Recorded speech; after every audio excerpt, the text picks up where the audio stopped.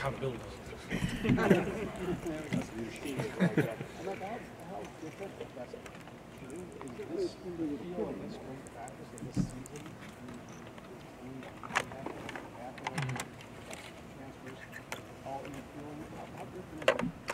Yeah, I mean, I feel like it's different every year. You got to get acclimated to who you are as a team, your new identity. There's new leadership roles, but like I said, or like you said, with a lot of people returning, there's a lot of same faces. I think we're returning 9 starters on the defense, so it's like we kind of know what it is. So I feel like the offense kind of has something to prove in that aspect. So we're looking to compete this spring with the defense, and it's going to be a fun one. What's your first impression? Will, he's a funny dude, very likable guy. We kind of hit it off instantly. We've thrown a couple times, not team organized stuff, but just on the weekends, weekdays after practice, stuff like that. So I'm really excited to see what he can do this spring. I feel like he's a phenomenal talent, really smart quarterback, and he's a veteran guy, 5th-year guy. So I'm hoping he can bring some experience.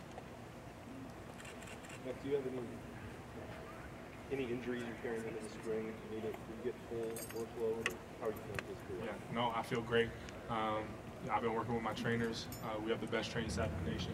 They're getting me right every single day to be able to put my best foot forward this spring, and I'm looking forward to doing that. Chuck, where are you going to be lining up?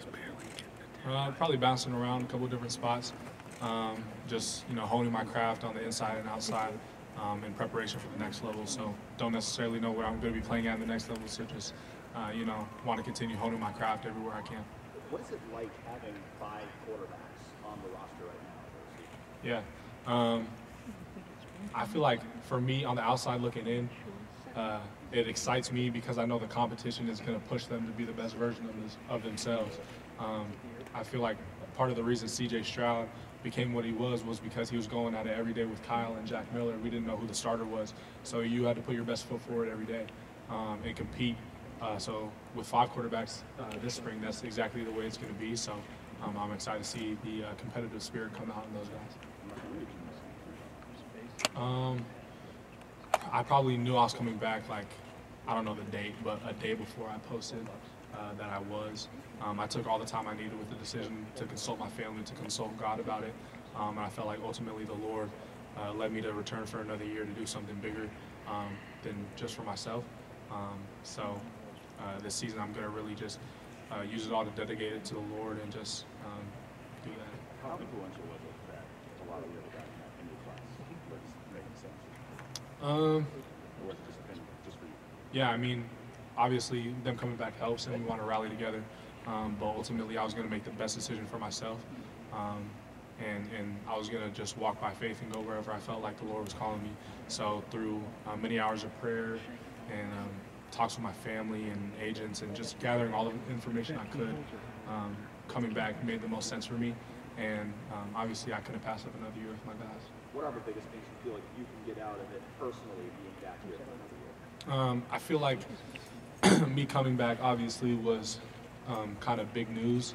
And with that comes I have more viewership on all my platforms and stuff like that, so I'm going to use that to glorify the Lord to the maximum and just use this next year to make sure His name is exalted and show people the hope in Jesus Christ. What are your early thoughts on Jeremiah? Freak athlete.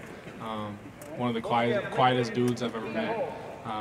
Not a man of too many words, but he came in and he put his head down and he worked. I say this every time the freshmen who come in, but the only thing you have to do as a freshman is just shut up and listen. All you have to do is just shut up, put your head down, and work.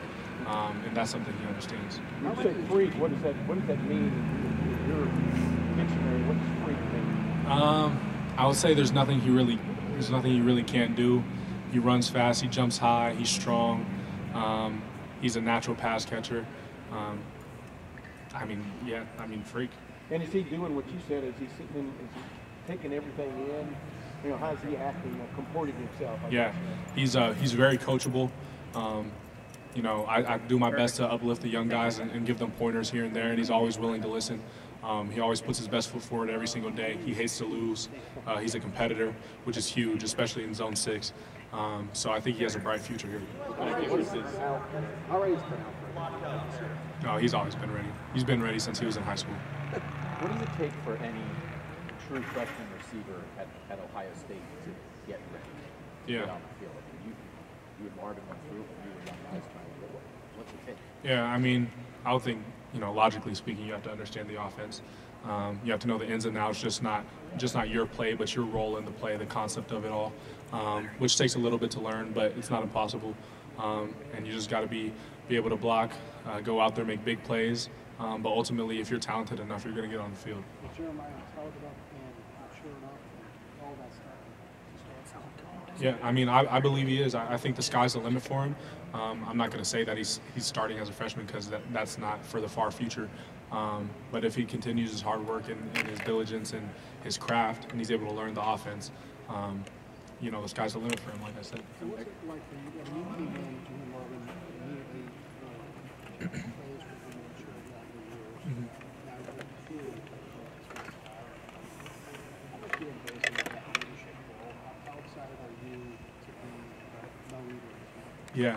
I've always felt like a leader ever since I was growing up. The leadership role is something that I feel a lot of pride about in any area of my life, but something I'm so passionate about, such as football, I feel even a more drive to be a leader. So being that I'm the older guy in my 4th year, I have a lot of experience on the field. I'm just trying to pass down that knowledge that I've acquired and accumulated over these last 4 years, kind of just keep the track record of Zone 6 that we have going. Emeka Brandon wasn't here this time last year. What have you kind of seen from the way he's carried himself in that workouts? Yeah, I mean, Brandon doesn't get enough praise. He's just as mature as anybody I've ever seen. He handles his business. He's a super competitor too. So him coming in with Carnell helped a lot because they push each other every single day. If you hear them talking in the weight room, you think they weren't friends sometimes, but that's part of what makes them great. So I'm super excited for Brandon's future. He's wise beyond his years. He's learned the offense, lightning quick. He's very talented, pass catcher, run after the catch, big play. There's nothing he can't do. Were you and Marv ever like that too? Yeah, but the way Marv and our personalities work, we're not too outspoken about it, but we're kind of dudes, if we take an L and a rep to each other, it's kind of eating at us on the inside, something that we're going to hold in for a couple weeks. There's still a couple reps from freshman year that I wish I could have got over on them. So, yeah, there's a little two different personalities behind it, but both are super competitive in nature. What do you know about it? You saw Marv move around a lot last year. You mentioned how he could do that potentially this year. And in the Cotton Bowl, you lined up a lot outside. What do you feel like your skill set brings to maybe lining out outside? Yeah, I mean, coming into college, I'd never played the slot before. I was always outside growing up. So it felt natural to me going back there for the Cotton Bowl. I just feel like if you get the ball in my hands on the outside quickly, I feel very confident with the ball in my hands and my ability to gain yards after the catch. And on the outside, you even have more of a mismatch because you're not matched up with linebackers and safeties. You're typically lined up with corners who are smaller in frame, not as great as tacklers. So I feel like just having that yak ability on the outside has a huge potential for X plays. What did you know about Will Howard before he came to Ohio State? What did you know about him, and did you, for want of another term, Google him when Ohio State? Just to even see more highlights. How did you do your homework on him? Yeah, I didn't know much about Will. I knew Kansas State had a pretty solid quarterback, and then I watched his highlights and I was like, yeah, he has something special to him. So when I knew we were interested into him, like you said, I did my research. I watched his highlights, watched some of his interviews, talking with Coach Day. I knew that he was an intelligent quarterback. And from what I saw on film, he looks like he can really sling it, very accurate. And his ability to be able to run the ball and lower his shoulder because of his big frame is something that's going to be a weapon for any offense. And then interacting with him personality-wise, what have you been impressed with? I mean, seems like a grown man almost. Yeah. I mean, what's your impression? I mean, just very likable guy. You're kind of at ease when you're talking to him. The first time I ever talked to him, it was just like we hit it off right away. So I feel like that ability to be able to connect with people is a trait that is very it's very good to have as a quarterback. So just seeing that in him and recognizing that from day one was something I was excited about. Emeka, I wanted to ask you off the field. I wanted to ask you about the new prop bet regulations here in Ohio. You've been with Ohio State for a few years now, so you've kind of been through the progression. The new what? Sorry. The new prop bet regulations. There's no more prop bets for college athletes in the state of Ohio. I'm just curious if you as somebody who's been here for a few years, felt any of that harassment, felt any of that pressure online from bettors and gamblers and things like that last year? And if so, what do you think that this new change, how it may improve the emotional and mental health of players like yourself? Yeah, I mean, the main thing you have to recognize as an athlete is that not everyone's going to like you, not everyone's going to think highly of you, and most people are going to voice their opinion on the internet. So the one thing Coach Day instills in us is to, whether it's good news or bad news, tune it out, especially during the season. You don't want to be sitting on your high horse when people are giving you praise because you just had the game of your life, and you don't want to be down in the dumps because they're ridiculing you for not getting one extra receiving yard, so they didn't hit their parlay. Did you experience any of that last year online? I mean, you get DMs and stuff like that, but you brush them off. Did the team do anything to support players like that if they do experience something like that? I mean, we have great mental health specialists who you can always talk to if things are really eating at you. But the main thing is, like I said, Coach Day is just in our ear about it. Just don't give into it. Don't give into all the DMs and all the ridicule that you're getting online. And even the praise is even more. It can be more dangerous at times because then you get a big head. You're not so humble, and you really think you're more than you are. So.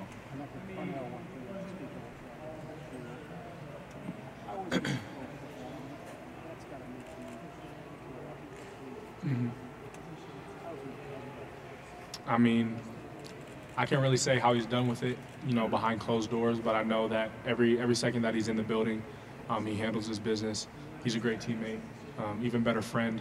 I feel like I can go to Carnell with anything in my life and talk to him about it, and he's going to have ears to listen, and he's going to give me advice on it. So I just hope that me personally and us as a team, we can be a pillar that Carnell can come to at any time in his life. I can't even imagine what he went through last year, so just handling it with so much grace, I can only commend him for it. So. This offseason, obviously, at the grind, into Buckeyes, and now you're bringing the chip. Yeah. What was it like this offseason with the kind of changes in the coordinator and then just what's it been like with the chip? Yeah, I mean, there's a lot of change in this offseason, but I don't think the players paid too much attention to it. We were really about our business this offseason. This is one of the best winners we've ever had, so we were really locked in and focused on hitting all our metrics and getting stronger and faster in preparation for the spring. So we know that the college football is a crazy world. You don't know what you're going to have one day, and that can change instantly the next day. So when we had Coach O'Brien, it was great. I got to know him a little bit. Didn't necessarily spend too much time with him, but now that we have Chip, we're looking forward to learning underneath him, and he has a great track record, so we're excited to bring him into our family. All right, Emeka, thank you. We appreciate it. Thanks, man.